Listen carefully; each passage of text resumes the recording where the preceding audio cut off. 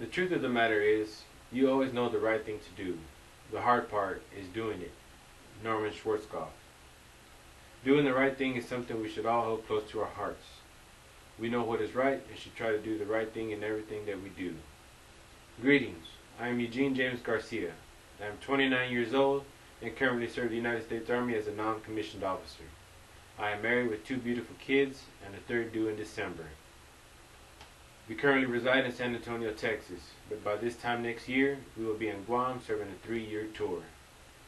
As part of my introduction, I will discuss with you my family information, family history, and my personality. Amanda, who is my beautiful wife, has been loving and devoted for the past 10 years. My 2 wonderful kids, Isaiah 8 and Aubrey 2, keep me on my toes each and every single day. Isaiah is in his 2nd year of playing tackle football. Aubrey, she is the shortest drama queen that lives in this house. We also have a family pet who goes by the name of Coda. Coda became part of the family while we resided in Oklahoma. In our family, we all handle things differently, but how I handle my family affairs is a product of my own upbringing.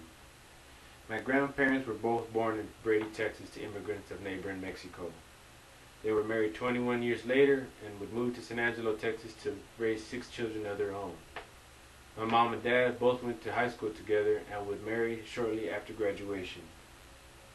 They had 1 child in 1974 who happens to be my older brother, Andrew.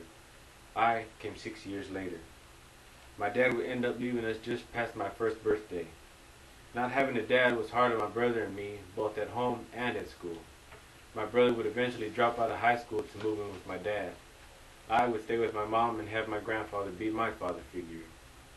I was never really an outspoken person, nor would I go looking for trouble. Trouble always seemed to find its way to me. The thing I remember most about my childhood was being picked on by the kids in my neighborhood who spoke Spanish. Even though I didn't speak it, I knew what they were saying. My grandparents spoke Spanish to us, and we were to understand, even though Spanish was not spoken back to them. Being teased and ridiculed for not knowing what should be part of my culture was always embarrassing. When I graduated high school, I would leave all of that behind for something better. June 16, 1998 is a date that is stamped on my leave and earning statement as my basic active duty service date. Just 2 weeks after high school, I would fly to Missouri to conduct basic training, and then to San Antonio to do my specialty training.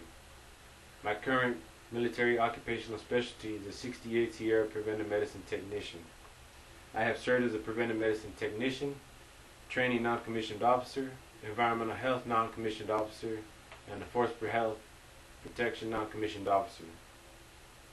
For the past 11 years, I have been given the good assignments. Fort Campbell, Kentucky was my first duty station, followed by a 3-year tour in Hanau, Germany. I did a 1-year tour between Tikrit and Mosul, Iraq in 2004. My last duty station before moving to San Antonio was Fort Sill, Oklahoma. Here shortly my MOS would change to a 640 Alpha, Veterinary Food Safety Officer. I look forward to being assigned to various positions throughout the Veterinary Command upon completion of school. Some will be great, and others will me and the family decide to make of them. We as a family do think alike, but one of us is always more stubborn than the other. I like to think of myself as being very laid back. I do what the family wants, and then I do what I want. I try to be very passive about things, but sometimes those things just happen to creep their way under my skin. I like to do things on my own when nothing is happening. Motivation is a key for me to getting things done in a timely manner. Lack of common sense just happens to be a big pet peeve of mine. I understand that soldiers use rational reasoning, but sometimes things can get done with the quick thought of the brain. I too, however, am guilty of going around the bush rather than through the bush, but it seems to me as if recently enlisted soldiers lack the common sense factor. They can recite an entire page worth of information when asked to do so.